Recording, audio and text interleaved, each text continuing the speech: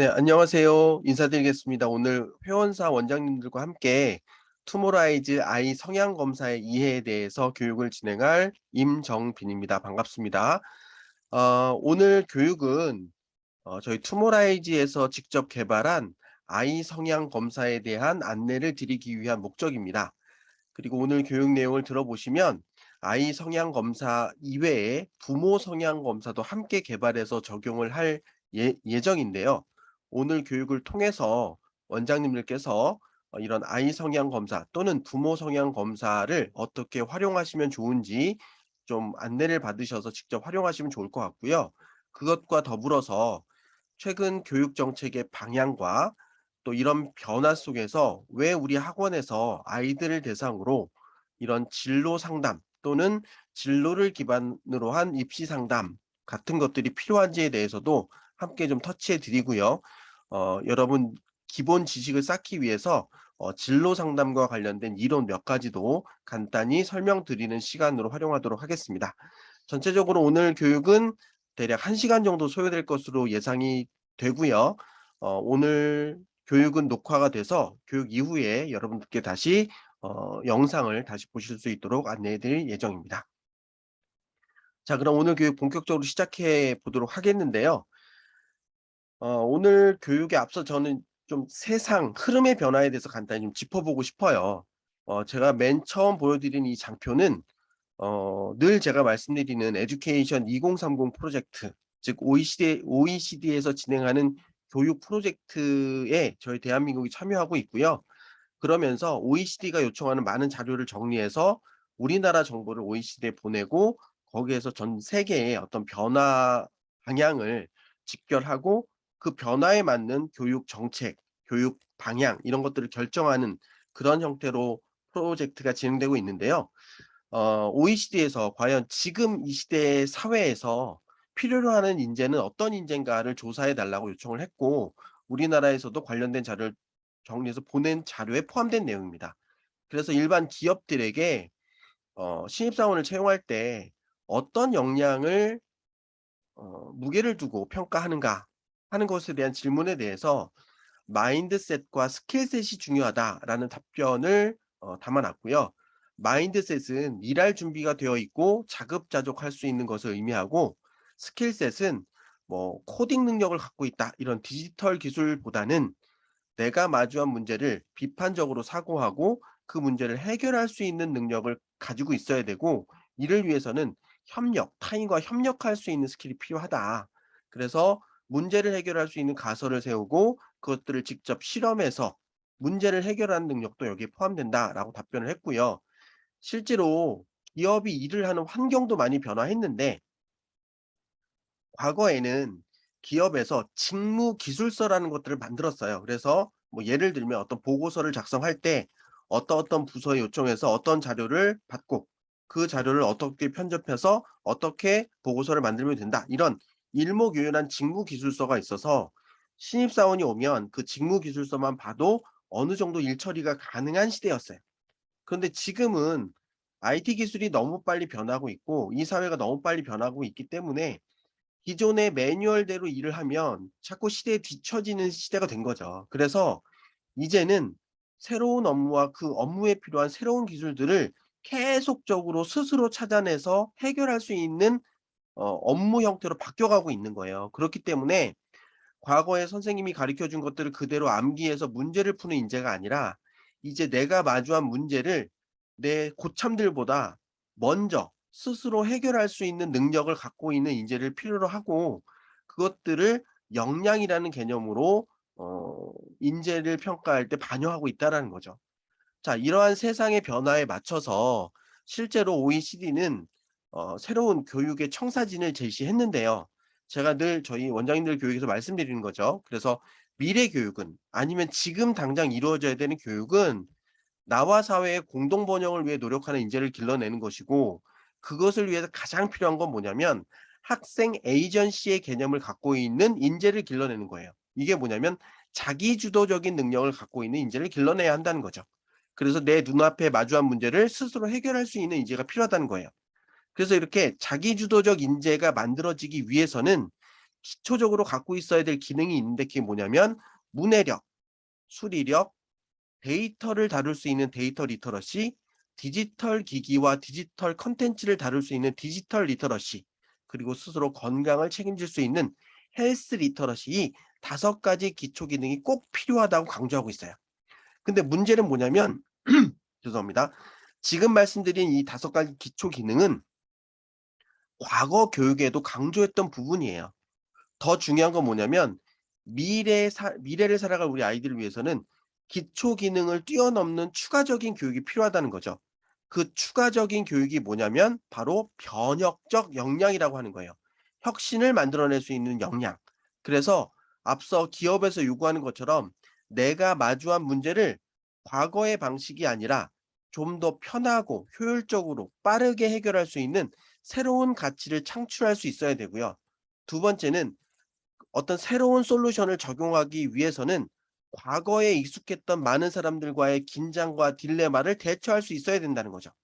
세 번째, 내가 적용한 어떤 노력의 과정과 결과에 대해서 남 탓을 하지 않고 스스로 자기의 책임이라고 인정하면서 끊임없이 새로운 가치를 만들어낼 수 있는 변혁적 역량을 갖추는 것까지 학교에서 컨트롤해 줘야 된다. 그리고 학생 에이전시, 자기주도적인 학생들이라면 이러한 변혁적 역량의 경험을 한 번 멈추는 게 아니라 끊임없이 플랜 두 시, 플랜 두 시 반복적으로 하면서 스스로의 성장을 만들어 나가야 된다. 스스로에 대한 혁신을 만들어 가야 된다. 이것이 미래가 지향하는 교육이라는 거예요. 근데 중요한 건 뭐냐면 우리 아이가 슈퍼맨이 아니잖아요. 하루에 있는 12시간 시간 안에 24시간 시간 안에 내가 할 수 있는 뭔가를 해결하기 위해서는 힘을 집중할 필요가 있다는 거죠. 그래서 OECD가 이런 미래 교육의 청사진을 그려서 얘기할 때 이걸 학습 나침반이라고 설명했어요. 즉 내가 힘을 어디로 쏟을지 그 방향을 정하는 게 매우 중요하다는 거죠. 그래서 내가 그게 언론이든 정치든 경제든 공학이든 의학이든 어떤 부분으로 방향을 정했다면 그 내가 집중하는 방향과 관련된 지식과 그 지식을 실제로 적용할 수 있는 스킬과 그 분야에 함께 일하고 있는 많은 사람들과 협업할 수 있는 소셜 스킬, 태도와 가치를 지속적으로 쌓아 나가면서 그 분야에서 마주한 문제를 새로운 방법으로 해결할 수 있는 혁신을 만들어낼 수 있는 노력을 지속적으로 진행할 때 우리 아이가 이런 교육을 이수한 아이가 사회에 자기가 원하는 분야로 나아가서 변화와 혁신과 발전을 만들어낼 수 있다라는 거죠. 그리고 그런 교육을 학교 안에서 진행해야 된다고 강조하고 있는 거예요. 그러다 보니까 이 학습 나침반을 어디로 지정할지 이 방향성이 없게 되면 실제로 내가 원하는 어떤 대학 또는 원하는 기업에 취업을 할 때 내가 갖고 있는 역량, 내가 갖고 있는 능력, 내가 갖고 있는 경험을 제대로 보여주기 어렵다라는 거죠. 자, 그러면서 이러한 미래지향적 교육을 한마디로 표현할 때 역량 중심의 교육이라고 지칭하면서 역량을 자신이 갖고 있는 지식과 기능과 태도와 가치를 동원하여 나에게 주어진 복잡한 요구, 내가 설정한 목표를 해결할 수 있는 능력, 앞서 기업에서 요구했던 문제 해결 능력이라고 볼 수도 있겠죠. 그런 힘을 키우는 교육을 전 세계가 함께 지향해야 된다라고 강조하고 있는 거예요. 여기에 맞춰서 우리 교육도 끊임없이 변화를 요구하고 있는데요. 지금 보시는 거는 전라남도 교육청에서 이런 OEC 에듀케이션 2030 프로젝트에 참여하고 있는 다양한 분들과 함께 미래 교육의 방향성에 대해서 얘기하면서 에듀케이션 2030에 있는 스튜던트 에이전시 학생 자기주도성, 자기주도적 삶을 살아가는 학생들의 모습 이런 것들에 대해서 교육을 한 내용인데요. 자기주도성이 높은 그런 교육과 낮은 교육을 비교하면서 학교에서 이루어지는 수업이 학생 중심의 수업이 되어야지 선생님이 일방적인 수업이 되면 안 된다. 그리고 선생님이 권위적으로 하는 교육이 아니라 학생들의 의견을 적극적으로 반영하는 수업이 되어야 되고 선생님이 준비한 걸 일방적으로 전달하는 교육이 아니라 학생들이 살아온 삶의 맥락의 관점에서 이 교육이 왜 필요한지를 고민할 수 있는 구성주의적 관점의 수업이 필요하다. 그리고 학생의 수동적 교육이 아니라 학생이 참여하는 능동적 교육이 되어야 되고, 그래서 수업에서 아이들이 보기만 하는 것이 아니라 실질적인 doing, 참여하는, 그래서 학생 참여 중심의 수업을 만들어야 되고, 그러기 위해서는 필수 과목 중심이 아니라 선택 과목 중심이 되어야 된다라는 걸 강조하고 있고요. 이런 것들을 표현하는 아주 이해하기 쉬운 뭐랄까요? 슬로건이 "선생님은 적게 가르치고 학생들은 더 많이 배우는 교육을 지향해야 된다."라고 강조하고 있어요. 그래서 이런 학생의 자기주도성이 발현되게 되면 학생들은 단순하게 책을 읽는 게 아니라 책을 분석하게 되고, 선생님이 가르치는 것을 따라가는 것이 아니라 내가 무엇을 배울지 결정할 수 있게 되고, 또 선생님이 가르쳐 준 걸 필기하는 것을 넘어서 필기하고 그 필기된 내용을 적용해서 문제를 풀어보고, 필기한 내용을 스스로 비교하고 대조해 보면서 생각이라는 걸 하게 되는 거고요. 그리고 필기한 것을 통해서 내가 어느 정도 알고 있는지 스스로 자신의 삶을 고민할 수 있는 메타 인지까지 확장되는 그런 교육을 할 수 있다고 얘기하는 거죠. 자, 이러한 연구 내용들이 결국 학교 교육에 반영되기 위한 여러 가지 노력들이 있었고요. 그런 노력들이 실질적으로 담겨 있는 게 올해 발표될 2022 개정교육과정이죠. 그래서 앞서 말씀드렸던 OECD 에듀케이션 2030 프로젝트의 내용이 2022 개정교육과정 그대로 담아 있어요. 그래서 이제 미래 중심의 교육은 역량 함량 교육 과정이면서, OECD가 얘기했던 학생 행위 주체성, 아까 스튜던트 에이전시라고 그랬죠. 학생 에이전시의 개념이 우리 교육에 들어와야 되고, 그러기 위해서는 변혁적 역량, 혁신을 만들어내는 역량까지도 학교에서 가르칠 수 있어야 된다. 그래서 교육 과정을 바꾼다. 그런데 이런 변혁적 역량이 갑자기 나오는 게 아니잖아요. 기초 기능이 있을 때 발현될 수 있는 거잖아요. 그래서 초등학교 또는 중학교 저학년 이하에서는 이 기초 소양 교육, 아까 얘기했던 문해력, 수리력, 디지털 리터러시, 데이터 리터러시, 헬스 리터러시 이렇게 얘기했었잖아요. 그래서 기초 소양 교육으로서의 언어 소양, 문해력이죠. 수리 소양, 수리력, 디지털 소양, 디지털 리터러시, 그리고 헬스 리터러시와 데이터 리터러시는 여기에 포함되어 있어서 기존에도 우리가 강조되어 있던 체육 교육이고요. 디지 데이터 리터러시는 이 디지털 소양 교육에 포함돼서 교육을 진행하는 것으로 정리가 되어 있습니다. 자, 그래서 전 세계 교육이 우리 대한민국 교육과 같은 방향으로 움직이고 있다는 걸 꼭 기억하셨으면 좋겠고요. 그러기 위해서 2022 개정 교육 과정에서 강조하는 또 하나가 뭐냐면 바로 진로 교육이에요.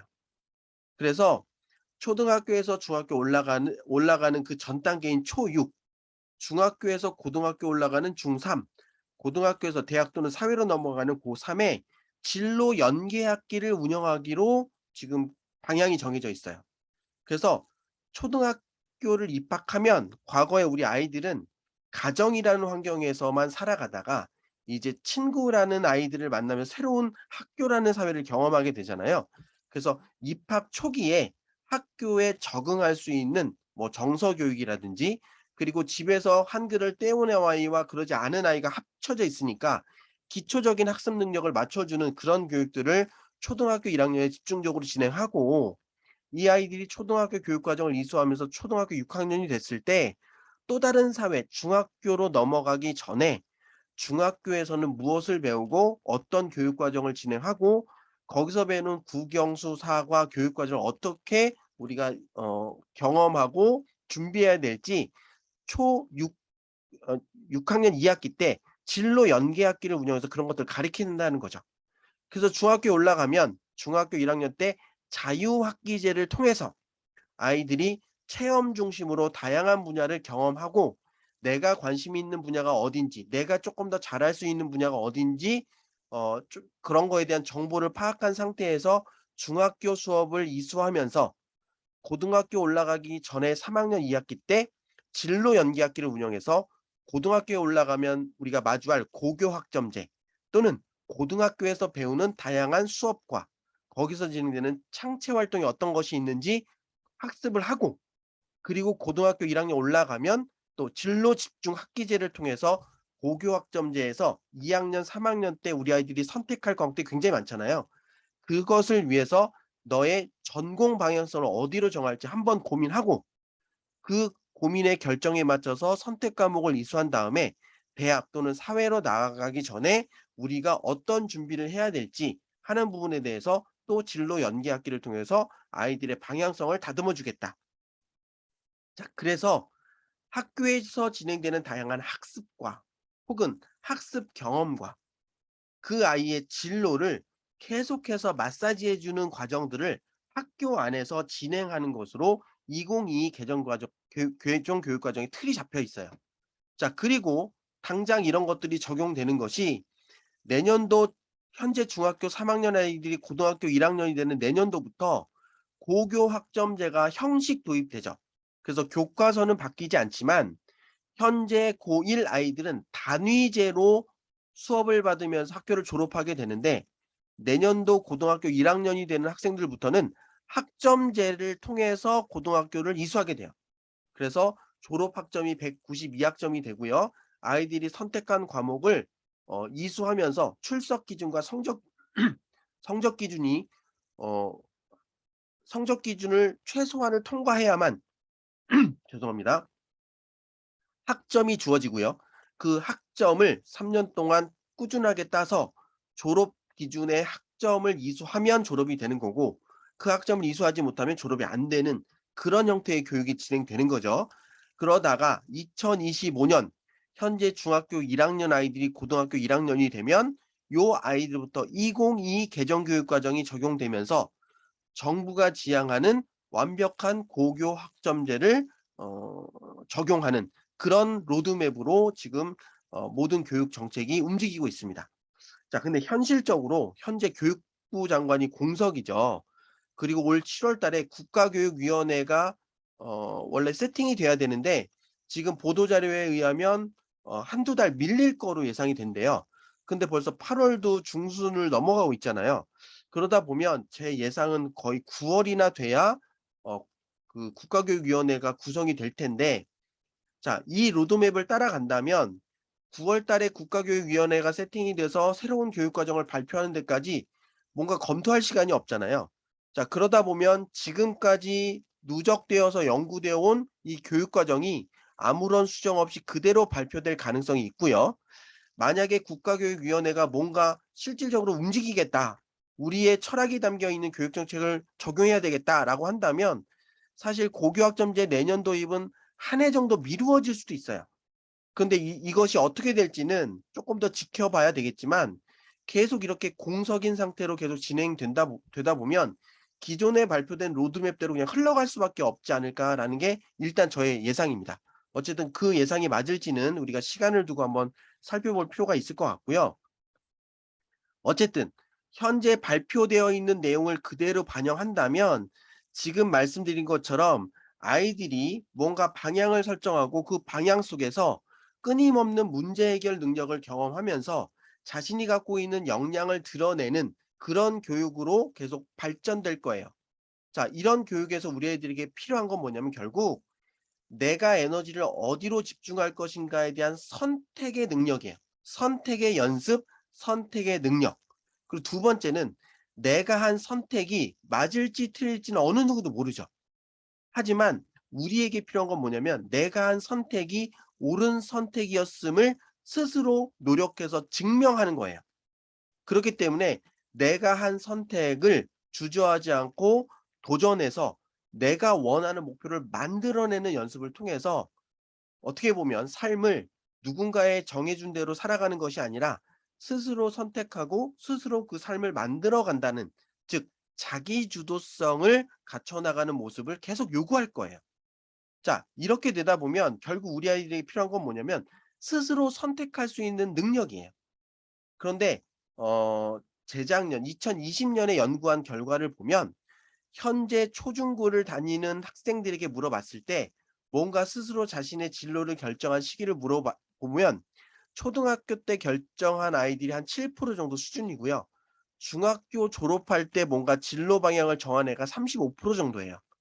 그리고 나머지 대부분의 아이들은 고등학교 1학년 때쯤에 어떤 진로의 방향을 정하고 심지어 한 20% 정도는 2학년, 3학년 때까지 정하는 걸 미루는 학생들이 굉장히 많은 거죠. 반대로 얘기하면 많은 아이들이 이렇게 혼란스러워할 때 빠르게 진로의 방향 혹은 전공의 방향을 정해서 그 방향과 관련된 경험을 통해서 자신의 선택이 맞는지 틀린지 검증해 보고 새로운 방향을 정해서 또 노력해 보고 이런 뭔가 결정하고 노력하는 연습이 되어 있는 학생들이 빠르면 빠를수록 훨씬 더 입시나 취업의 관점에서는 더 큰 혜택을 볼 수 있는 기회가 있다라고 우리는 생각해 볼 수 있는 거예요. 자, 그래서 우리 아이들에게 무언가를 선택해 보는 연습을 시켜줄 필요가 있고요. 그 선택하는 연습을 하는 게 바로 진로 상담, 진로 교육이라고 할 수 있는 거예요. 그래서 진로 상담의 교과서적 의미를 보면 진로 및 직업과 관련된 중요한 의사결정을 합리적으로 내릴 수 있도록 지원하는 과정이에요. 그런데 갑자기 우리 아이들이 오늘 점심에 짬뽕 먹을지 짜장면 먹을지도 결정하지 못하는데 내 인생의 방향을 결정할 수 있을까요? 보통 대한민국을 살아가는 많은 사람들이 선택 장애가 있잖아요. 왜냐하면 우리는 그동안 스스로 선택하지 못했고 누군가 정해진 길을 그대로 따라가는 데 익숙했었거든요. 그래서 내가 짜장을 먹는다고 했을 때 나보다 윗사람이 짬뽕 먹는다고 하면 '내가 괜히 저 사람 심기를 거스르는 거 아닌가?' 이런 고민을 하게 되는 거죠. 그렇기 때문에 자기 주도적인 삶을 살아가는 아이를 길러낸다는 건 내 눈앞에 있는 작은 선택부터 연습할 수 있는 그런 연습이 잘 된 아이를 길러내는 거예요. 그렇게 나에게 맞는 음식이 뭔지, 나에게 맞는 옷이 무엇인지, 나에게 맞는 수업이 무엇인지, 나에게 맞는 교과가 무엇인지 이런 것들을 자기를 토대로 결정하는 연습을 자꾸 하다 보면 자연스럽게 내 인생의 방향, 직업의 방향, 전공을 의 방향을 정하는 데도 익숙해질 수 있다는 거죠. 그래서 진로 상담을 큰 틀로 보면 "너 꿈이 뭐야? 너 무슨 전공하고 싶어?" 라고 귀결되겠지만 먼저 우리가 아이들의 생활 속에서 만난 아이들에 대한 터치의 중요한 부분은 "정빈아 너 뭐 좋아하니? 그럼 너 짬뽕 먹는 게 좋아? 짜장 먹는 게 좋아? 육식이 좋아? 채식이 좋아?" 이런 것들 사소한 결정부터 아이들이 스스로 할 수 있는 연습을 시켜 주고 그런 선택을 할 수 있는 팁을 여러분들이 주는 것이 결국 진로 상담이라고 할 수 있는 거예요. 자, 그래서 사실은 이런 내용을 부모님들께 알려주는 게 매우 중요하죠. 그런데 우리가 부모님들에게 알려드린다고 해서 부모님들이 이런 부분들을 실천하고 아이가 변화시킬 수 없기 때문에 우리가 학원에서 이런 부분들을 조력해 드린다고 보시는 게 훨씬 더 현실적인 관점이라 볼 수 있어요. 자, 그래서 진로 상담은 이러한 진로 또는 아이가 나를 기반으로 뭔가 스스로 선택할 수 있는 연습을 시켜 할 수 있도록 뭔가 아이와 관련된 정보를 주고 선택의 방법을 도와주는 것이 1:1로 도와주는 것이 진로 상담인데 아무래도 1:1로 하려다 보면 여러분의 귀한 인건비, 귀한 시간을 한 아이에게만 집중하기 때문에 좀 비효율적이라고 느껴질 수도 있잖아요. 그렇기 때문에 이런 걸 그룹을 지어서 할 수도 있어요. 그렇게 되면 내가 소수의 그룹 보통 이제 6 명에서 12명 정도 얘기하는데요. 그런 소수의 그룹과 아이들이 각각 갖고 있는 특성과 그것을 기반으로 어떤 선택 또는 직업의 선택, 전공의 선택을 할 때 합리적으로 선택하는 연습을 연습시켜 주면 이게 상담자와 내담자 간의 커뮤니케이션도 있지만 내담자 간 커뮤니케이션을 통해서 '아 쟤는 저걸 저렇게 생각하는구나. 아 내 생각이 대다수의 사람이 생각하는 건 좀 다를 수도 있겠구나.' 이렇게 상호작용을 통해서 배움이 일어날 수도 있거든요. 그래서 이렇게 이루어지는 게 집단 상담이고요.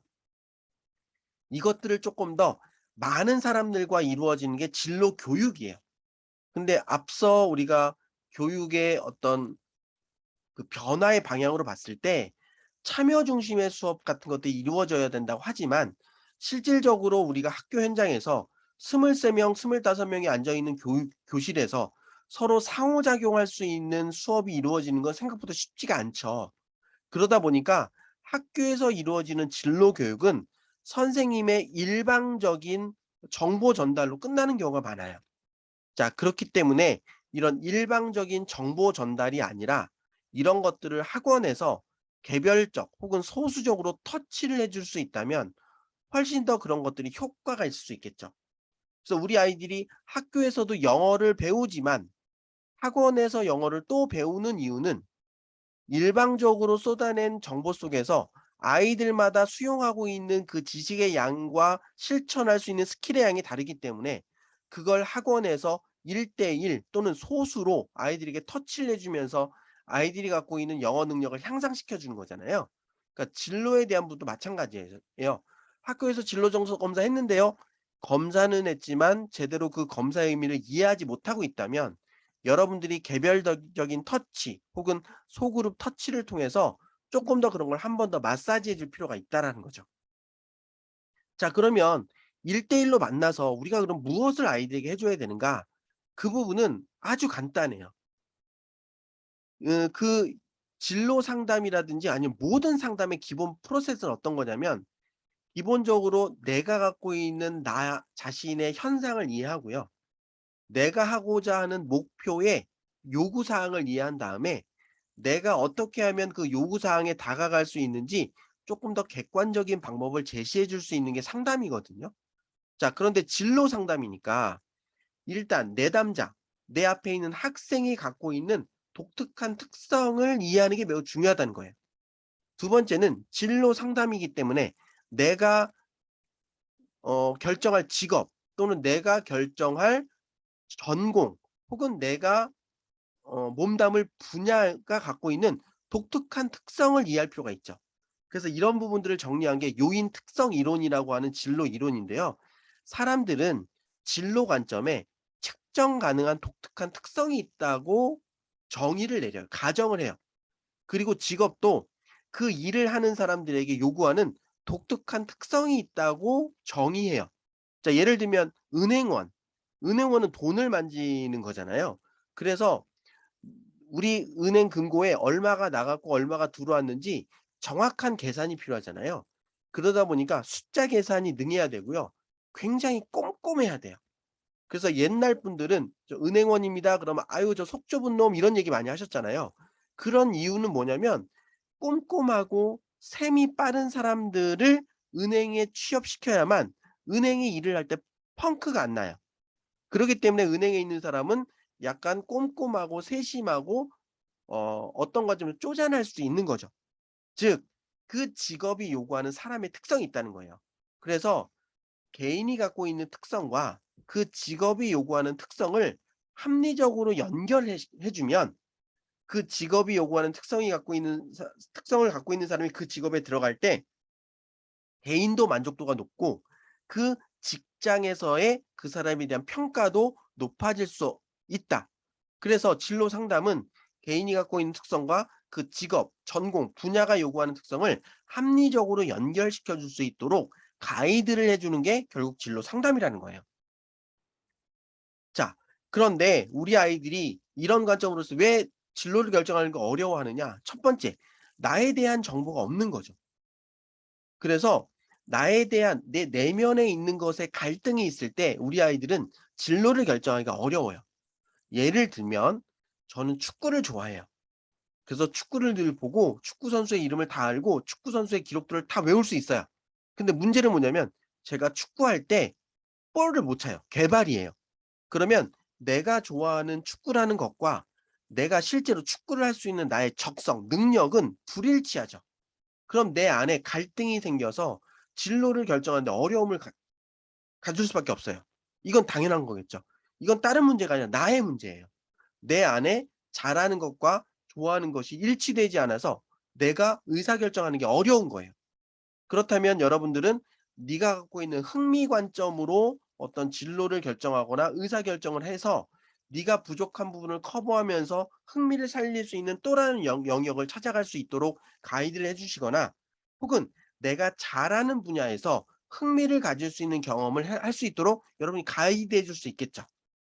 자, 두 번째는 어리석은 선택이에요. 뭐냐면 내가 뭘 잘하는지 알아요. 내가 뭘 좋아하는지 알아요. 그런데 우리 엄마가 그냥 "너는 의사하래."요. 그러면 나는 축구를 좋아하고 나는 예를 들면 어 축구를 좋아하고 나는 음악을 뭐 피아노 연주를 잘하는데 우리 엄마가 의사하라니까 그냥 의사를 해야 될 것 같아요. 이렇게 되면 내가 갖고 있는 특성과 내가 정한 이 목표가 전혀 특성이 일치하지 않죠. 이건 너무 어리석은 선택이기 때문에 스스로도 이 결정이 어 합리적인 결정이 아니라는 걸 알아요. 그러기 때문에 주저하죠. 그래서 얘기를 할 수 없는 거예요. 자, 이런 경우에도 우리 아이들이 뭔가 의사결정하는 데 어려움을 느낍니다. 자, 세 번째는 뭐냐면 불확실한 선택이에요. 이건 뭐냐면 전 축구를 좋아해요. 그리고 볼도 잘 차요. 그런데 내가 정말 믿는 우리 아버지와 어머니가, 또는 내가 정말 믿는 선생님이 축구 선수로는 성공할 수 없다고 저를 불신해요. 저의 꿈을 신뢰하지 않아요. 지지해 주지 않아요. 그러면 내가 잘하고 좋아하고 내가 목표라는 게 있지만 이걸 밖으로 꺼내 놓기 어렵거나 꺼내 놓는데 자신감이 떨어지죠. 이런 경우에도 우리 아이들이 거기에 대한 확신을 갖기 어려워요. 네 번째는 뭐냐면 진로 무선택, 선택할 의지가 없어요. 내가 왜 직업을 벌써 결정해야 돼요? 시간이 흐르다 보면 자연적으로 생기는 거 아니에요? 자, 이런, 그러니까 결정을 미루는 아이들이 꽤 많아요. 자, 이런 아이들을 선택하도록 이끄는 건 생각보다 어렵습니다. 제가 지난 그러니까 진로 상담 전문가 과정에서는 진로 무선택인 학생들을 만났을 때는 여러분들이 이 아이의 생각을 바꿔주려 노력하시기보다 오히려 "너는 아직 진로의 방이 결정이 안 됐으니까 성적의 관점으로 뭔가 준비를 하자. 그래서 네가 뭔가 결정했을 때 성적 때문에 발목 잡히지 않도록 하자." 이런 관점으로 접근하시는 게 좋고, 어 입시의 관점에서도 학생부 교과 전형이나 수능 위주 전형을 이런 친구들은 집중해서 그냥 성적 중심으로 쭉 끌고 나가시기 편하다고 제가 말씀을 드렸어요.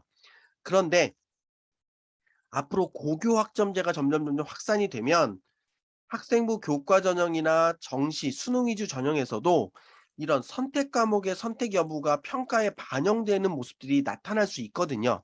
그렇기 때문에 이제 조금 더 너의 선택 여부가, 즉 그냥 아무것도 결정하지 않고 흘러다니는 것보다는 네가 뭔가 잠정적으로 결정하고 그것을 위해 노력하는 모습이 담길 때 입시 결과 또는 여러 가지 모습에서 훨씬 좋은 결과가 나타날 수 있으니 선택을 해 보도록 약간의 프레스, 강요를 해볼 필요가 있어요. 자, 그래서 진로 방향을 결정하지 못하는 이유가 이 네 가지 중에 어떤 것일까를 여러분이 고민을 해 보시고 그 아이가 갖고 있는 고민, 그러니까 문제를 정확하게 짚어서 해결을 해 주신다면 쪼끔 더 아이가 뭔가 방향을 정하는 데 수월할 수 있겠죠. 자, 그리고 이 모든 것은 내가 갖고 있는 내 내면의 특성, 즉 내가 좋아하는 게 뭔지 잘하는 게 뭔지를 파악하는 필요가 있어요. 자, 그래서 그런 것들을 설명하는 이론이 직업 적응 이론인데요. 개인은 자기가 갖고 있는 능력이 있고요. 자기가 추구하는 가치가 있어요. 나는 돈을 좋아하는지 권력을 좋아하는지 사랑을 좋아하는지 명예를 좋아하는지 내가 추구하는 가치가 있단 말이에요. 그런데 우리 아이들이 추구하는 직업, 일 또는 어떤 전공에도 그 일을 잘하는 데 필요한 능력이 있어요. 그리고 그 능력을 충족시켜 주면 그 일 또는 그 전공이 나에게 주는 보상이 있단 말이에요. 그래서 개인이 갖고 있는 능력과 그 직무가 요구하는 능력이 일치하면 내가 그 일을 잘할 수 있지만 내가 그 일을 잘하면 좋아하는 건 누구냐면 그 일을 나를 부리는 그 직장이 좋아하죠. 그래서 직무가 요구하는 능력에 개인이 요구하는 능력이 일치하면 내가 그 직업으로 들어가는데 훨씬 더 빠르고요. 나를 고용한 조직에서 만족도가 높아져요. 그럼 나를 승진시키거나 더 높은 지위, 높은 보상을 줄 수 있겠죠. 근데 중요한 건 뭐냐면 나는 아직 만족할 수 없어요. 자, 이때 내가 만족스러운 능력을 제공했을 때 그 직무가 주는 보상이 내가 추구하는 가치, 내가 지향하는 흥미와 일치한다면 나는 그 일을 계속 오랫동안 일할 것이고요. 그 보상이 내가 요구하는 수준에 떨어지면 나는 퇴사를 하게 될 거예요. 자, 이렇게 개인의 관점에서의 내적 특성, 즉 내가 좋아하는 흥미가 뭐냐, 내가 잘하는 능력이 뭐냐, 이것들을 갖고 내가 목표로 하는 진로를 정할 필요가 있는 거죠. 그래서 저희는 투모라이즈는 KCT 진로 지향성 검사는 개인의 흥미, 개인의 흥미를 기반으로 한 가치, 개인의 흥미를 기반으로 한 성격을 확인할 수 있는 검사를 활용하고 있고요. CCI 역량 검사는 개인이 갖고 있는 능력의 관점에서 학생의 특성을 파악할 수 있어요. 그래서 여러분들이 KCT 진로 지향성 검사와 CCI 청소년 진로 역량 검사를 어떤 아이들과 아이에게 함께 제공해서 그 두 개에서 추천되는 공통적인 부분을 모아서 그 아이가 방향성을 찾을 수 있도록 도와주신다면 여러분들은 아주 퍼펙트한 개인의 정보 제공을 해 주시는 거예요. 그리고 그런 것들을 어떻게 활용하면 좋은지 잘 상담을 통해서 전달을 해 주시고, 나를 기반으로 선택하는 연습을 학교 안에서 혹은 생활 속에서 할 수 있도록 지도해 주신다면 아주 큰 도움을 주시는 것으로 스스로 생각하셔도 돼요. 자, 그런데 우리 아이들이 스스로 내가 잘하는 것, 내가 좋아하는 것을 이해할 수 있기까지는 어느 정도의 시간이 필요하다는 거예요. 그래서 그런 것들을 인간 발달 측면으로 분석한 이론이 수퍼라는 전문가의 진로 발달 이론이에요. 그래서 수퍼는 인간의 생애를 봤을 때 진로적 관점으로 5가지 단계를 거쳐간다고 정의를 내렸는데, 첫 번째 성장기 14세니까요. 중학교 1학년 정도까지의 나이가 성장기예요. 두 번째는 탐색기, 대학을 졸업하는 정도의 시기가 될 거고요. 대학을 졸업해서 확립기, 그리고 만 44세까지, 그리고 64세까지 유지기, 쇠퇴기예요. 그래서 성장기는 자기 자신에 대한 인식이 일어나고 직업 세계에 대해서 기본적인 이해가 일어나는 단계예요. 아주 기초적인 단계고요. 탐색기는 나에 대한 이해를 바탕으로 나에게 적합한 진로, 직업이 무엇인지를 탐색하는 시기예요.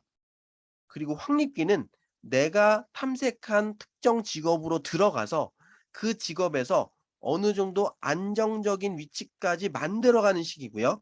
유지기는 확립기에서 만들어진 안정적 지위를 계속 유지해 나가는 시기예요. 그리고 쇠퇴기는 이제 나는 이제 현업에서 떠나서 내 제2의 삶을 준비해야 되겠구나 하는 은퇴를 준비하는 시기라고 보시면 돼요. 자, 그런데 우리의 관점은, 우리가 만나는 아이들은 보통 초등학교 1학년부터 고등학교를 졸업하고 대학에 진학하는 정도의 아이들이잖아요. 근데 요 시기를 또 세분화했어요. 그래서 환상기, 흥미기, 능력기로 성장기를 구분했고요. 탐색기를 잠정기, 전환기, 시행기로 정의를 내렸어요. 자, 여기서 환상기는 뭐냐면 초등학교 3학년 이하의 아이들이에요. 여기는 뭔가 나에 대한 정보가 없어요. 스스로 자기를 객관적으로 바라볼 수 있는 시선이 없어요. 그래서 그냥 나의 환상. 그래서 이때쯤 되는 아이들에게 꿈을 물어보면 저는 슈퍼맨이 꿈이에요, 스파이더맨이 꿈이에요, 이런 얘기를 할 수 있는 거죠. 두 번째는 흥미기예요. 이제 나에 대한 생각이 좀 커져요. 그런데 나에 대한 생각 중에 내가 좋아하는 게 무엇인지를 이해하게 되는 시기라고 볼 수 있어요. 이게 초등학교 4학년, 5학년 정도 되는 거고요. 능력기는 이제 내가 잘할 수 있는 게 무엇인지를 고민해요. 내가 좋아하는 것만으로는 무엇인가를 해낼 수 없구나. 내가 그 일을 잘할 수 있을까? 나는 이런 걸 잘하는구나. 본인의 능력을 객관적으로 평가하는 시기예요. 근데 문제는 뭐냐면 딱 요 시기가 점점 사춘기로 들어가는 시기예요. 그래서 이건 뇌 발달과 관련이 있는데, 인간의 뇌에서 객관적이고 합리적인 사고가 되는 그 대뇌 피질이라고 하나요? 그런 것들이 만들어진 시기가 여기서부터 15세 정도 되는 시기예요. 그래서 이때부터 나를 객관적으로 바라보는 시기가 커짐과 동시에 뭔가 합리적으로 생각하려는 에너지도 있고요. 반대로 과거에 있었던 나의 흥미와 환상 중심으로 뭔가 하려는 것들이 교차하면서 아이들이 질풍노도의 시기를 겪고 있는 거죠. 자, 그러면서 그 시기를 넘어가면서 이제 나의 흥미와 능력의 관점으로 잠정적인 진로를 선택하고 도전해 보는 경험을 하는 거예요. 자, 이게 잠정적이라는 게 중요한데 바뀔 수 있다라는 거죠. 그런데 뭔가 정하고 경험하고 여기에서 반성적 사고를 통해서 '내가 선택한 게 옳았구나. 아니 내가 선택이 잘못됐구나.' 그래서 또 다른 선택을 하고 도전하는 것은 뭔가 목표 지향적인 점검의 과정인데 아무것도 결정하지 않고 그냥 떠돌아다니는 것은 뭔가 의사결정에 의지가 없는 거잖아요. 이런 부분은 우리가 지양해야 된다는 거죠. 그리고 이런 잠정적인 경험을 통해서 뭔가 나에게 맞는 것들을 결정하고 그 결정한 것들을 지속하면서 안정적 위치를 찾아가는데 여기에서 내가 어떤 직업으로 갔는데 막상 그 직업이 나와 안 맞을 수도 있잖아요. 그럼 나와 안 맞으면 또다시 잠정적 결정을 내리고 거기에 대해서 시도를 해 보고 무언가를 결정해서 또 에너지를 쌓으면서 경험을 쌓으면서 안정적인 위치까지 가는 것들을 계속 반복하게 되는 거예요. 그래서 이런 시기를 중년이 되는 시기까지 해서 어느 정도 안정적인 나만의 공간을 만들어 놓고 그것들을 꾸준하게 유지하는 그런 과정들이 필요하다는 거죠. 그래서 지금 우리 많은 그 성인들도 요 시기에서 갈등을 하는 분들이 굉장히 많은 거잖아요. 그래서 이런 시행착오를 빠르게 어릴 때 학교라는 안정적인 환경 속에서 경험할 수 있도록 했을 때 사회로 나가는 많은 사람들이 시행착오를 겪지 않고 조금 더 안정적으로 자신의 삶을 살아갈 수 있고 어떤 변화를 가져 나간다 하더라도 그 변화를 지혜롭게 대처할 수 있다는 거죠. 자, 그런데 우리가 마주하는 많은 아이들은 대부분 초등학교 4학년 이후이기 때문에 KCT 진로지향서 검사, CCI 검사는 4학년 이후의 아이들에게 시켜줄 거를 권장을 해요. 그런데 초등 저학년인 경우는 우리가 시켜주려 해도 그 아이들의 인간 발달적인 관점에서 뭔가 스스로를 객관적으로 바라보는 데 한계가 있다는 거죠. 자, 그리고 요런 어린 시기에 뭔가를 결정하는 과정을 한번 살펴보면요.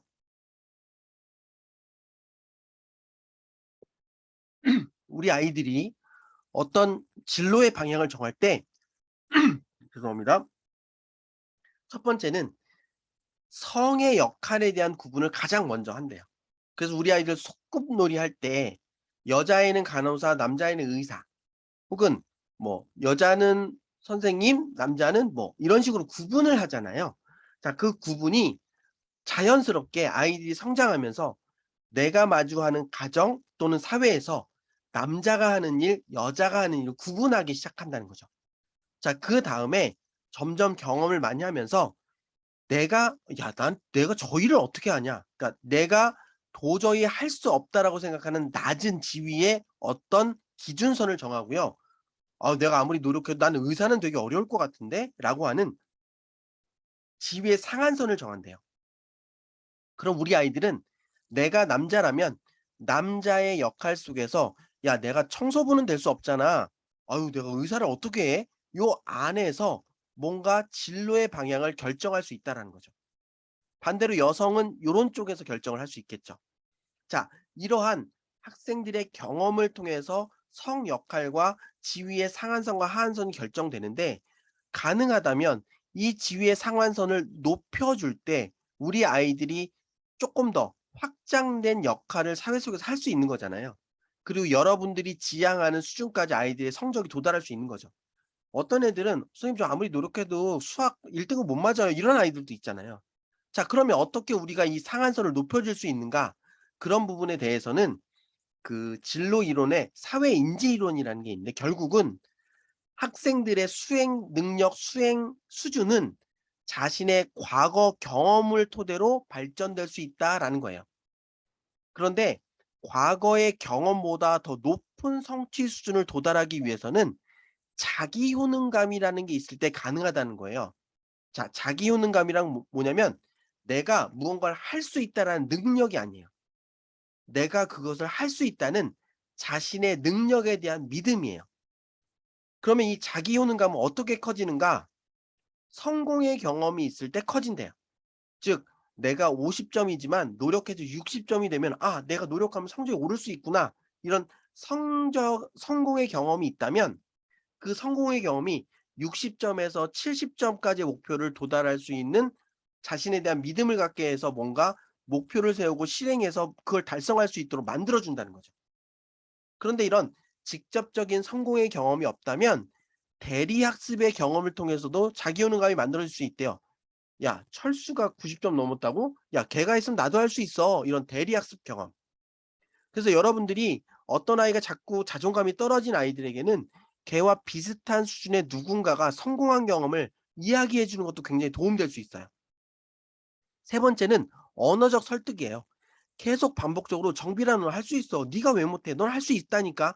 이런 반복적인 자극을 주면 아이들이 정서적 쇠뇌가 되는 거죠, 쉽게 얘기하면. '어 정말 내가 될 수 있지 않을까?' 이런 믿음이 생기면서 실천의 의지를 가져갈 수 있다는 거죠. 또 내 몸이 건강하고 내가 정신적으로 건강하면 에너지가 생겨요. 근데 내가 몸이 아프고 스트레스가 많으면 자기 효능감보다는 내가 그걸 어떻게 할 수 있는지 자꾸 작아지는 것들이 생기는 거죠. 그래서 자꾸 어떤 실패를 통해서 아이가 스트레스를 받고 자기 효능감이 떨어진 아이들에게 그냥 운동을 시켜 보세요. 아니면 책을 읽게 해 주세요. 이런 거 뭐냐면 운동은 내가 1 시간 동안 달렸어. 한 시 뭐 푸시업을 100번 했어. 그러면 뭔가 완수했다라는 자기 성공의 작은 경험을 하게 되는 거죠. 그리고 푸시업을 해서 내 몸이 자꾸 이렇게 건강해지면요, 에너지가 생겨요. 그리고 우리가 책을 읽잖아요. 그럼 책 한 권을 읽었다는 성공의 잣대가 생기죠. '아 내가 아무것도 못하는 게 아니라 책이라도 읽었네 하는 한 권.' 그렇죠. 그리고 책을 읽으면 거기에서 어떤 지식이 머리에 들어가면서 생각을 하게 되잖아요. 이런 긍정적 에너지가 생기면서 자기 효능감이 높아질 수 있다라는 거예요. 그래서 앞서 우리가 얘기할 때 어 진로 무선택, "내가 뭘 왜 해야 돼요?"라고 하는 아이들이 있을 때 자꾸 성적에서 작은 성공의 경험을 만들어 주고 "야 누구는 어떻게 해서 뭘 했대. 했더니 대학 입학을 쉽게 할 수 있었대." 이런 자꾸 언어적 설득이나 대리학습 같은 것들을 자꾸 시켜 주면 우리 아이들이 '아 나도 뭔가 결정해야 되는구나.'라는 에너지가 생길 수 있단 말이에요. 자, 그래서 이런 것들을 여러분들이 아이들을 다루면서 쪼끔씩 쪼끔씩 터치해 주고 마사지해 주시면 우리 아이가 학원에 왔을 때 표정부터 달라지고 뭔가 에너지 있는 아이로 변모할 수 있다라는 거죠. 자, 이런 터치들을 학원에서 여러분들이 해 주실 수 있을 때 뭔가 변화된 아이를 만들면서 학원의 변화도 만들어 가실 수 있다고 저는 생각하고, 실제로 이런 변화를 만들어 가는 학원들이 저희 투모라이즈 회원사에 많아지고 있어요. 그래서 여러분들도 요런 기본적인 내용을 토대로 아이가 갖고 있는 특성과 아이가 요구하는 직업 또는 전공의 특성을 연결시켜 주는데, 우리 KCT 진로 지향성 검사나 CCI 검사를 통해서 아이가 잘하는 것과 좋아하는 것이 무엇인지 검사, 측정된 결과를 통해서 알려주고요. 그런 것들을 활용해서 어느 방향으로 네가 나갈 때 네가 좋아하고 잘하는 걸 할 수 있는지 계속적으로 생각의 기회를 주시는 거예요. 그리고 투모라이즈는 뭔가 선택하는 연습을 할 수 있잖아요. 그런 선택의 연습을 통해서 잠정적인 결정을 할 수 있도록 하고요. 그 결정을 의 방향에 맞춰서 실질적으로 도전할 수 있도록 여러분이 자꾸 장려를 해 주시면 우리 아이들이 그걸 통해서 성장의 경험을 자꾸 하게 되죠. 그런 성장의 경험이 성공의 경험이 되고 그것들이 자기 효능감이 커지는 것이 돼서 그 아이가 삶을 주도적으로, 학교 생활을 주도적으로, 학습을 주도적으로 해서 여러분들의 멋진 결과물로 탄생할 수 있는 거예요. 반면에 뭔가 소극적이고 에너지가 없는 아이들에게는 한순간에 뭔가 변화를 주기보다는 "정민아, 네가 방향이 없다면 선생님이 영어 수업을 통해서 너를 한번 변화시켜 줘 볼게. 네가 지금 영어가 50 점이지만 나를 잘 따라오면 90 점이 될 수 있어. 하지만 지금의 목표는 50 점에서 10점 올리는 거. 2 문제, 3 문제 더 맞추는 거야. 한번 해 보자. 화이팅." 그리고 어머니께도 얘기하는 거죠. "어머니 저를 믿어 보시면 우리 정빈이를 90점 만들 건데 일단 지금의 목표는 60 점입니다. 60 점만 도달하면 칭찬해 주세요." 그러시면서 아이의 특성, 아이가 뭔가 사람을 좋아하는 특성인지 혹은 스스로 고민하는 특성인지 아니면 아이가 쪼끔 활달적이어서 좀 산만한 특성인지 그런 걸 파악해서 정빈이에게 맞는 수업 방식을 적용해서 혹은 동기부여를 해 줘서 성적을 60점 올리고 그 성공의 경험을 바탕으로 65점 올리고 그걸 바탕으로 70점 올라가고 이런 성공의 그러니까 스스로 성장하는 에너지를 경험하다 보면 "선생님 저도 뭘 할 수 있을 것 같아요."라는 긍정적인 시그널이 나오기 시작하는 거예요. 자, 이런 것들을 학원에서 좀 터치해 줄 수 있으면 좋겠다는 부분이고요. 자, 그걸 위해서 그럼 우리 아이가 갖고 있는 특성을 파악해야 되잖아요. 자, 그걸 특성을 파악하는 게 반복적으로 말씀드리지만 KCT 진로 지향성 검사, CCI 진로 심리 검사예요. 결국 이 두 검사의 목적은 내가 갖고 있는 특성이 뭔지를 파악해서 뭔가 나에게 맞는 의사결정을 할 수 있도록 지침, 하나의 정보로서 활용하기 위한 목적이에요. 자, 여기에서 조금 중요한 게 뭐냐면 홀랜드 KCT 진로 지향성 검사에 대해서 여러분들이 이해하실 필요가 있어요. 자, CCI는 조금 더 많은, 그러니까 중학교 2학년 이상의 아이들에게 적합한 검사라고 말씀드렸기 때문에, 그리고 CCI는 결과가 되게 단순해요. 그러니까 직관적이에요. 단순하진 않지만 직관적이에요. 그래서 활용이 좀 쉬운데, 홀랜드 검사, KCT 진로 지향성 검사는 뭔가 이론적인 베이스를 좀 갖고 계셔야 상담이 수월하고요. 이 베이스를 갖고 있으면 나머지 검사들을 해석하는 데 훨씬 도움이 돼요.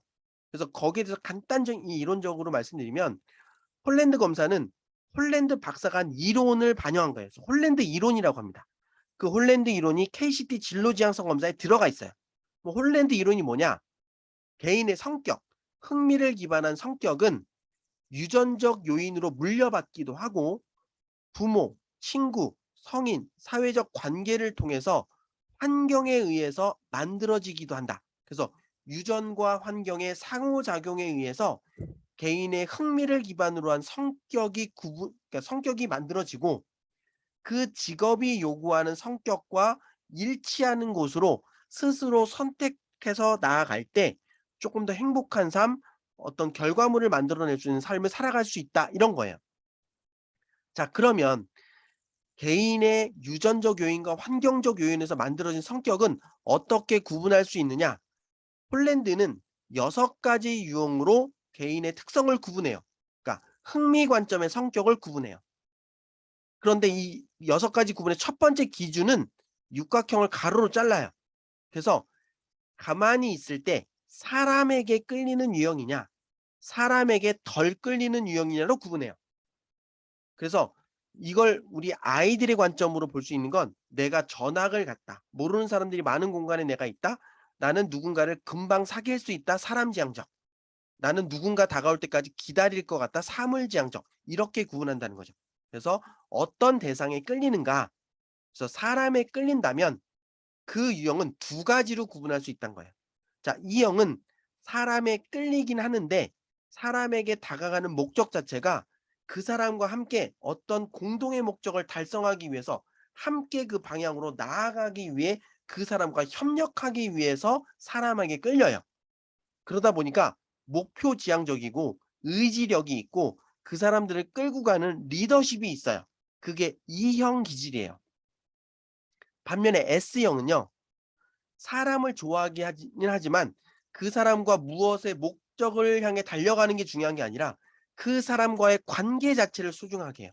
그래서 그 사람과 어 아껴 주고 사랑 주고 사랑받고 끈끈하고 뭐 이렇게 즐거운 유대 관계를 유지하는 것 자체를 추구한단 말이에요. 좀 다르죠. 자, 그리고 육각형 위 사물지향적인 사람은 사람에게 덜 끌려요. 그러다 보니까 혼자 있을 때 개성이 드러나요. 그중에 I형은 남들과 떨어져 혼자 있을 때 머리 쓰는 활동, 지적인 활동을 추구해요. 그래서 핵심 키워드가 지적 호기심이에요. 그래서 내가 궁금한 것들을 탐구하고 탐색하고 정리하고 분석해서 그 지적 호기심을 충족시키면 씩 웃는 타입 I형이에요. 반면에 R형은 남들과 떨어져 혼자 있을 때 머리 쓰기보다는 신체를 활용하는 활동이 더 적합한 분들이에요. 그래서 이분들은 뭔가 만들어지는 뭐 손재주가 뭔가를 잘 만들어내거나 만들어진 걸 잘 조종하거나 조작하거나 아니면 직접 몸을 써서 육체적인 활동을 하는 걸 좋아하는 유형이 R형이에요. 구분이 되죠. 자, 또 하나의 기준점은 육각형을 세로로 자르는 거예요. 그래서 이번에 판단 기준은 내가 어떤 일을 접근할 때 어떤 관점으로 접근해서 그 일을 해결하는가 하는 거예요. 자, C형은 어떤 일을 접근할 때 매뉴얼을 추구해요. 그래서 정해진 틀에 따라서 매뉴얼에 따라서 단계적으로 그 업무를 수행하는 것들을 추구합니다. 그래서 꼼꼼하고 정확하고 완벽하게 그 일을 해내는 걸 목표로 해요. 반면에 A형은 어떤 일을 접근할 때 정해진 규칙이 없이 내가 원하는 방향대로 접근하는 걸 추구해요. 그래서 남들과 다르게 개성 있고 자유롭게 그 문제를 해결하는 걸 추구한다 이거예요. 그래서 각각의 특성, 기준을 갖고 사람들을 분류해서 그 특성이 갖고 있는 사람들이 무엇을 지향하고 어떠한 것들을 선호하는 것들을 파악하는 것이 홀랜드 이론의 핵심이에요. 자, 우리 이 교육을 듣고 계신 원장님 원장님 스스로 한번 생각을 해 보세요. 여러분들은 사람 지향적입니까? 사물 지향적입니까? 자, 둘 중에 하나를 구분해 보세요. 여러분들이 모르는 사람들이 가득한 공간에 있을 때 먼저 다가가시는 스타일이세요? 아니면 다가올 때까지 기다리시는 스타일이세요? 자, 여러분이 사람 지향적이라면 이제 친한 친구들과 함께 있을 때 여러분들은 그 사람들과 함께 무엇인가 공동의 목표를 해서 끌고 가서 뭔가 그들과 함께 에너지를 갖고 성취하는, 즉 약간 리더십 있게 대장 기질이 있는 스타일인가요? 아니면 그 사람들과 함께 아끼고 사랑 주고 재미있고 재미있는 관계를 추구하는 S형 스타일인가요? 자, 여러분들은 뭔가 혼자 계실 때 머리 쓰는 지적 호기심이 충만한 스타일이신가요? 아니면 육체적 활동을 추구하는 에너지가 많은 스타일이신가요? 자, 여러분은 어떤 일을 할 때 기준에 따라서 매뉴얼대로 일하는 것들을 추구하시나요? 아니면 나만의 개성을 갖고 자유롭고 창의적으로 문제 해결하는 걸 추구하시나요? 자, 이럴 때 딱 하나의 코드가 있는 게 아니라 여러 가지 코드, 두세 가지 코드가 나올 수 있어요. 그 나를 설명하는 두세 가지 코드의 조합이 결국 내가 갖고 있는 특성이라는 거예요. 자, 이 부분 충분히 이해되셨죠? 한번 예를 들어 볼까요? 여기 김혜자 선생님과 헬렌 켈러를 가리킨 셜리번 선생님. 육각형의 아래쪽일까요? 아래쪽일까요? 위쪽일까요? 당연히 사람을 추구하는 유형이겠죠. 자, 셜리번 선생님과 김혜자 선생님은 그 사람들을 끌고 가는 리더십 타입이에요? 아니면 아껴주고 챙겨주고 사랑 주고 사랑받는 S형 스타일이에요? 자, S형 스타일이잖아요.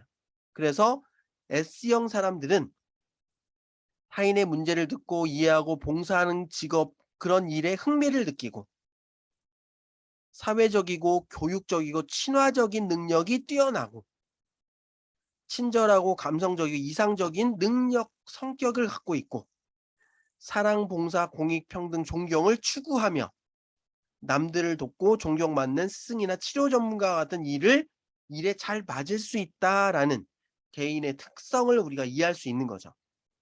자, 그러면 이런 특성이 있는 아이들은 공부할 때 어떤 특성이 있을까요? 그렇죠. 공부도 중요하지만 선생님도 중요하잖아요. 그래서 나와 함께 있는 선생님과의 라포, 즉 내가 사랑하는 좋아하는 선생님이면 그 선생님이 좋아서 열심히 공부하겠죠. 누구와 경쟁해서 네가 1 등이니 내가 2 등이냐 보다는 우리 모두 1 등이 됐으면 좋겠잖아요. 경쟁 중심의 교육보다 과정을 즐기는 스타일이다. 그래서 친구와 어울려 공부하는 걸 좋아하기 때문에 협력 과제 또는 스터디 그룹 잘 맞아요. 공부 잘하는 애들은 남들 가리키면서 더 큰 걸 배우고요.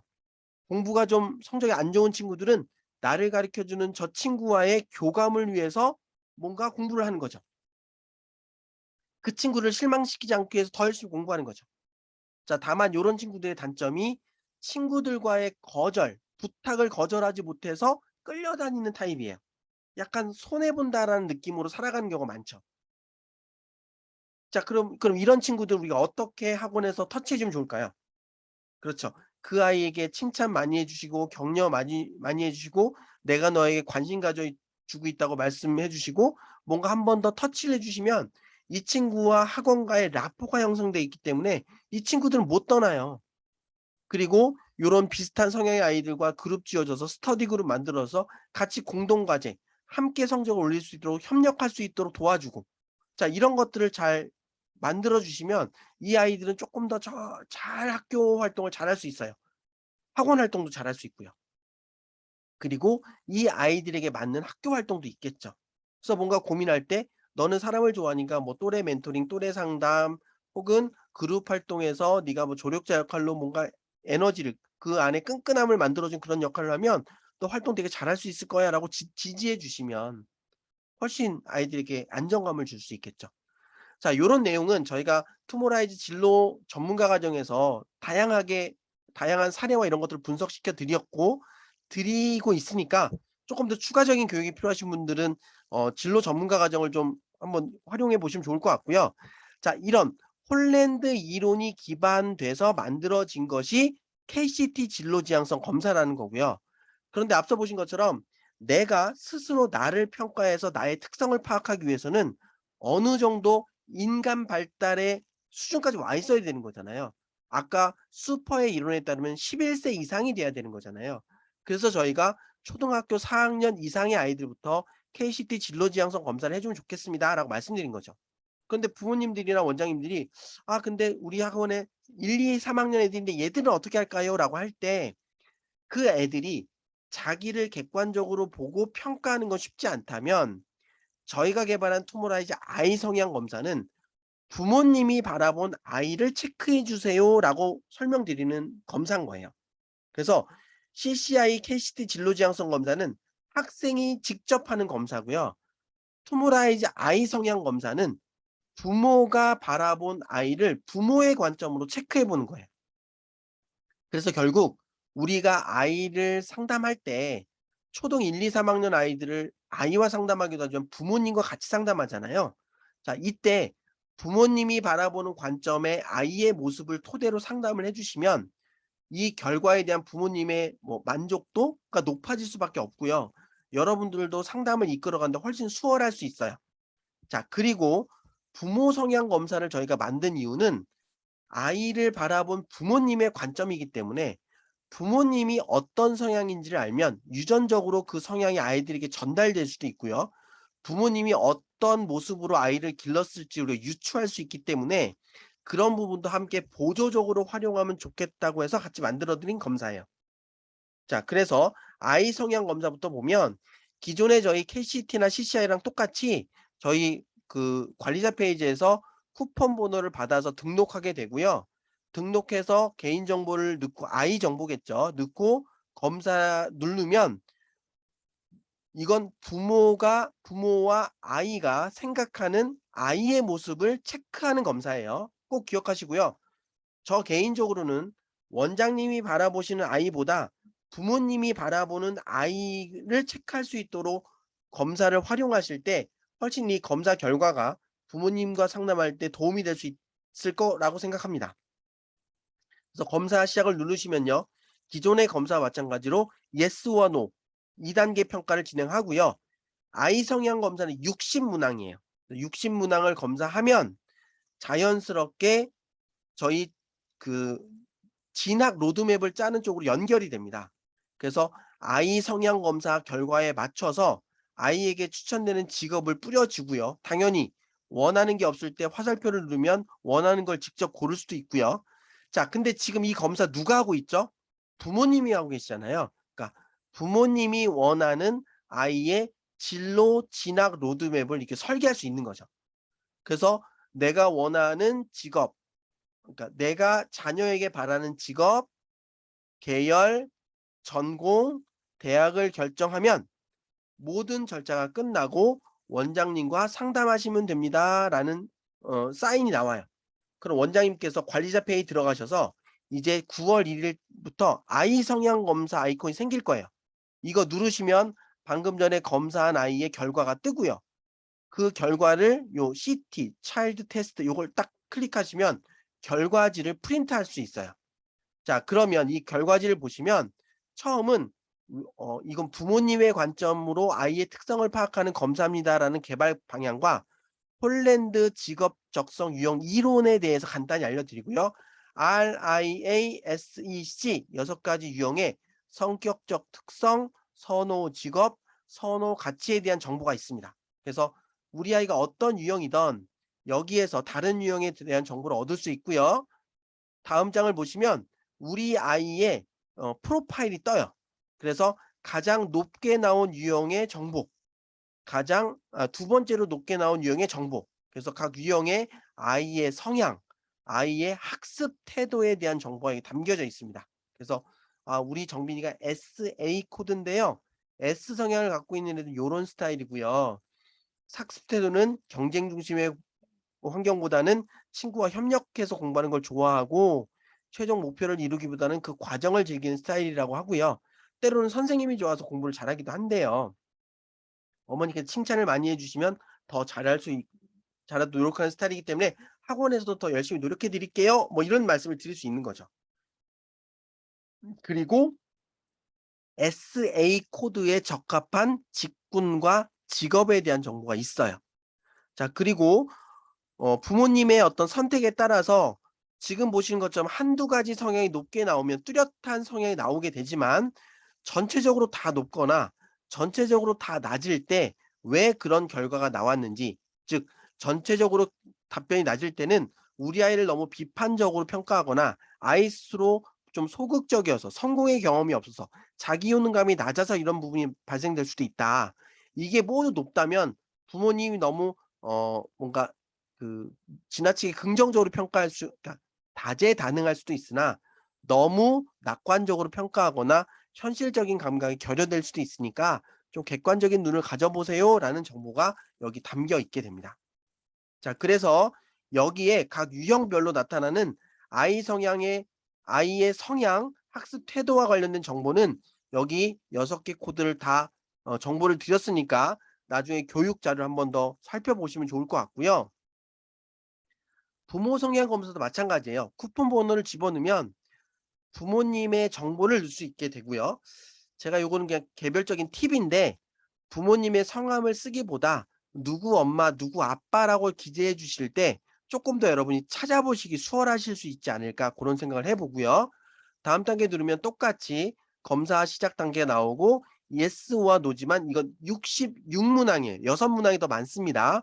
그것들을 딱 완료를 하면 이제 부모님은 뭔가 진로 지향 로드맵을 설계할 필요가 없잖아요. 그래서 바로 검사가 끝납니다. 그러면 관리자 페이지 들어가셔서 부모 성향 검사를 보시면 검사 결과만 확인할 수 있죠. 딱 클릭하시면 부모 성향 검사 결과지를 프린트하실 수 있고요. 이 검사의 개발 방향, 그러니까 자녀의 성향은 부모에게 유전적으로 전달될 수 있기 때문에 부모의 성향을 파악하려는 검사고요. 폴란드 이론을 기반으로 했고요. 6가지 유형은 이런 부분이 있는데 검사 결과를 보니까 부모님은 E형과 A형인 것 같습니다라는 것들을 표현할 수 있는 거죠. 그래서 E형 부모님의 성향과 자녀 양육할 때 요런 것들을 쪼끔 더 덧붙이시면 좋을 것 같아요라고 하는 부분이에요. 그래서 이 형들은 아무래도 끌고 나가는 유형이잖아요. 그러다 보니까 일방적으로 결정할 가능성이 높기 때문에 어머니 일방적으로 결정해 주시기보다 아이가 스스로 생각하고 선택할 수 있는 기회를 주는 것도 좋을 것 같아요. 선택 연습이 중요하대요. 그리고 성적의 결과뿐만 아니라 함께 노력했던 과정도 칭찬해 주시면 좋을 것 같아요. 그리고 자녀가 다른 의견을 얘기할 때 얘가 나한테 덤비네.' 이렇게 도전이라고 생각하지 마시고 너그러운 마음으로 의견을 경청해 주시면 좋을 것 같아요. 이런 성향별 자녀 양육 팁을 좀 드릴 수 있도록 결과지를 구성했고요. 부모 성향 검사를 어떻게 활용하면 좋은지, 유전적으로 전달되지만 100% 똑같지 않기 때문에 어머니가 갖고 있는 특성과 자녀가 갖고 있는 특성을 비교해 보시면 좋겠습니다. 이런 정보를 드리면 좋겠다는 거죠. 그래서 RIASEC 결과지에 담긴 부모의 성향별 생활 모습과 아이에게 대하는 자녀 교육의 조언, 팁 요런 부분들을 같이 정리해서 교육 자료로 전달하니까 나중에 한번 보시고요. 요런 결과를 같이 동시에 활용하신다면 지금 보시는 것처럼 위에는 부모의 성향, 아이는 아이의 성향이거든요. 그러면 그 부모가 갖고 있는 특성과 아이가 갖고 있는 특성을 비교해서 보실 수 있죠. 어머님 유주는 어머님이 A와 S형이 상대적으로 세 번째로 S형이 높은 요런 프로파일을 갖고 있어서 S형과 A형이 높은가 보네요. 어머님을 많이 닮으셨나 보다. 근데 어머님은 E형이 강한 측면에 우리 유주는 E형이 좀 낮네요. 요런 부분은 어머님께서 자꾸 뭔가 결정해 주시다 보니까 고걸 따르는 수능적인 스타일이 쪼끔 더 높게 발현되는 게 아닐까 싶어요. 그리고 어머니는 C형이 없는데 유주는 C형이 있네요. 요건 아버지를 닮아서 그런가? 뭐 요런 것들을 말씀해 주실 게 있겠죠. 이렇게 화두를 던지면 그때 인제 부모님이 막 이런저런 얘기를 해 주실 거 아니에요. 자, 그런 걸 토대로 자, 어머니가 갖고 있는 특성도 중요하지만 우리 유주가 갖고 있는 특성도 중요하잖아요. 그러니까 S형과 A형의 기질을 살려서 뭔가 자신만의 결정을 할 수 있도록 함께 도와주시고 "학원에서 이끌어 가 볼게요." 그리고 학교 수업을 할 때도 학원에서 우리가 우리 아이들을 터치할 때도 요런 특성을 반영해서 뭔가 스스로 선택할 수 있고 뭔가 '사랑받고 있구나.' 이런 느낌을 많이 주도 "칭찬 많이 해 주겠습니다. 한번 믿고 맡겨서 보내주세요."라고 이야기해 주신다면 학원과 부모님 간의 라포도 형성될 수 있고요. 이런 신뢰관계를 통해서 훨씬 좋은 어떤 학원 분위기를 만들어 갈 수 있지 않나 그런 생각을 해 봅니다.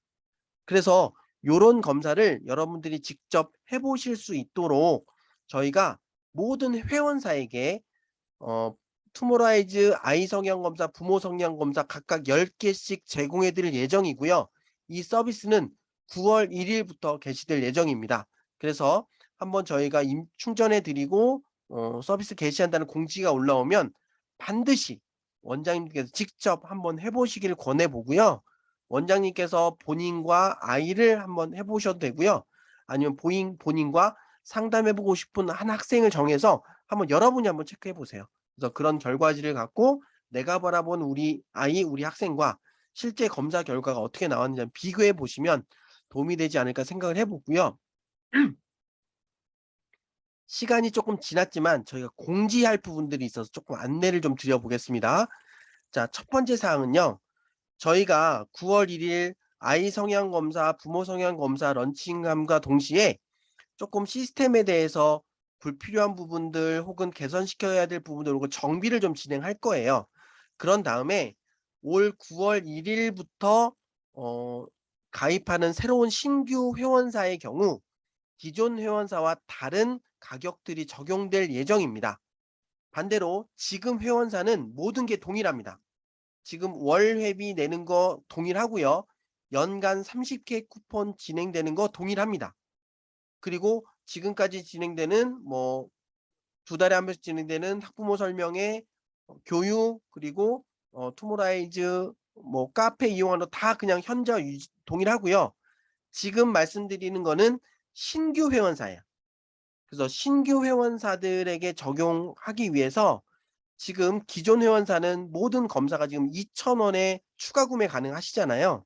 근데 그 부분을 이제 저희가 현실화시키기로 했어요. 지금 대부분의 그냥 진로 적성 검사만 하는 것도 보통 3,000원에서 많게는 5,000원 정도 비용 부담을 하시잖아요.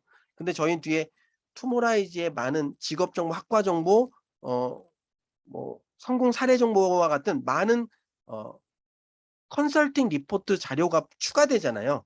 그럼에도 불구하고 기존 원장님들께는 건당 2,000원에 공급해 드렸는데 앞으로의 원장님들께는 KCT, CCI 8,000원에 공급이 되고요. 아이 성향 검사 7,000원, 부모 성향 검사는 뒤에 리포트가 없기 때문에 2,000원에 공급이 됩니다. 그래서 그냥 기존 원장님들은 종저 똑같이 모든 검사는 2,000원에 추가 구매가 가능하다는 걸 이해해 주시면 좋을 것 같고요. 자, 그리고 가맹 조건도 쪼끔 달라져요. 그래서 초도 물품비는 좀 구분하기로 했습니다. 앞서 말씀드린 것처럼 진로 상담 전문가 과정을 이수하시고 상담 능력이 있는 학원에서 저희 투모라이즈를 잘 활용하시고 활용을 통해서 학원이 성장하는 모습을 저희가 직접 확인했기 때문에 진로 상담 전문가 과정은 필수로 진행하는 걸로 해서 20만 원의 필수 가입비가 있고요.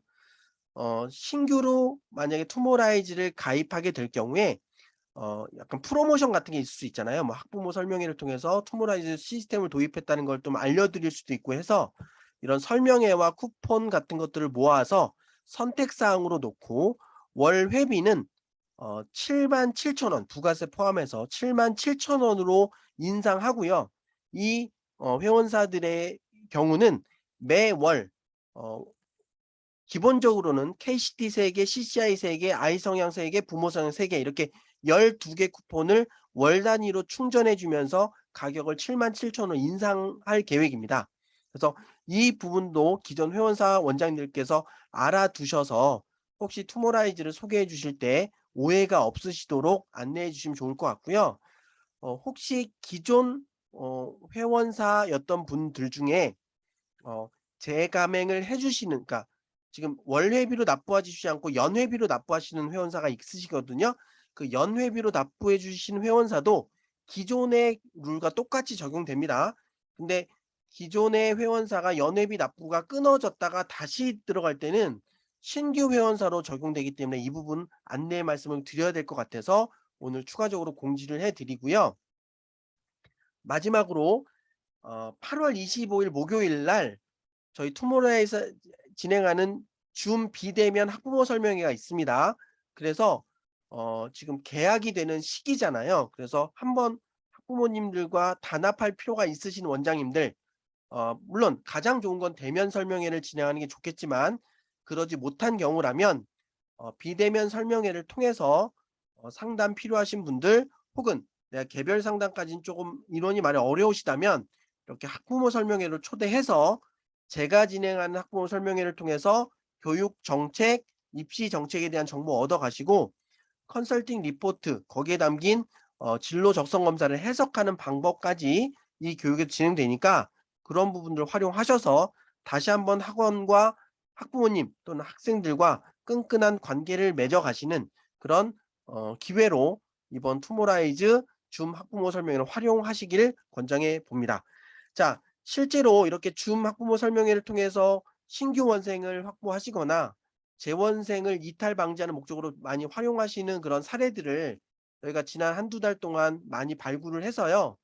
어 다음 달, 이번 달 말이나 다음 달에는 학관노와 함께 이런 학부모 설명회 체험 이벤트를 진행을 해요. 그래서 저희가 학관노에 저희 회원사 아닌 분들과 그런 이벤트를 진행하는데 정작 투모라이즈를 사용하는 우리 원장님들이 이런 기회를 제대로 활용하지 못하면 그것도 안타깝잖아요. 그래서 원장님들께서 꼭 쪼끔 어떤 변화나 혹은 투모라이즈를 활용해서 학원의 성장의 발판을 좀 만들어 보고 싶다, 계기를 만들어 보고 싶다 하시는 분들은 적극적으로 요번 기회를 활용하셔서 저희 상담 진행했지만 아직 등원하지 않았던 예비 등록 학부모님들, 혹은 우리 학원에 등원해서 이제 막 적응하고 있는 뭐 신규 학원 학부모님들을 학부모 설명회에 초대하셔서 쪼끔 더 많은 정보 제공과 함께 아이들을 파악하시고 아이들을 지도하시는 데 활용할 수 있는 하나의 기회로 좀 활용했으면 좋겠다라는 말씀을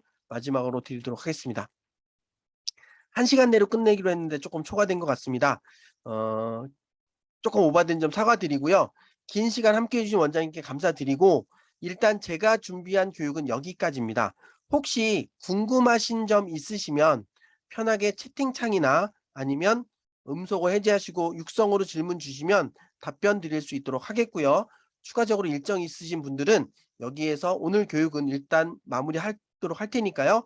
이제 현업으로 돌아가셔서 생활하셨으면 좋겠습니다. 어쨌든 긴 시간 함께 해 주신 여러분 감사드리고요. 저는 잠깐 남아서 궁금한 질문들 해결하면서 오늘 교육 마무리 짓도록 하겠습니다. 네, 감사합니다 원장님. 네, 감사합니다. 자, 다시 한번 제가, 네, 감사합니다. 말씀드리고 싶은 분은 저희 이 부모 성향 검사, 아이 성향 검사는 부모님이 하시는 검사라는 거 다시 한번 꼭 기억하셨으면 좋겠고요. 원장님들께서도 검사를 한번 해 보시면은 '아 요게 요런 질문들이구나.' 이런 걸 느끼실 수 있으실 거예요. 그러면 부모님께 이 정보를 제공하거나 검사를 유도하실 때도 훨씬 더 자연스럽게 유도가 가능하시니까 한번 고런 부분 잘 활용하셨으면 좋겠습니다. 네, 감사합니다. 네, 선생님 감사합니다. 네, 감사합니다. 자, 오늘 교육은 요 영상 다운 받아서 저희가 유튜브에 링크하고 공유 보내 드리도록 하겠습니다. 오늘 진로 상담 이론이라든지 기타 교육 정책과 진로가 어떻게 연결되는지 제가 교육 진행한 부분들 반복적으로 한번 돌려보시면 좋을 것 같고요. 오늘 교육에 참여하지 않으신 학원의 선생님들이나 상담 선생님 계시다면 그분들에게도 그런 정보 같이 공유하시면서 쪼끔 더 학원의 문화로 좀 잡아갈 수 있으면 좋겠습니다. 네, 감사합니다. 일단 추가적인 질문은 없으신 분위기입니다. 네, 그럼 오늘 교육은 여기서 마무리 짓도록 하겠고요. 원장님들 모두 새로운 개학 시즌 맞이해서 학원 계속 번성하실 수 있도록 기를 기대하고요. 코로나 계속 확산돼서 여기저기서 좀 안 좋은 소식이 전해지고 있습니다. 우리 학원들은 모두 무탈하시길 기원하면서 오늘 교육은 여기서 마무리 짓도록 하겠습니다. 함께 해 주신 여러분 감사합니다.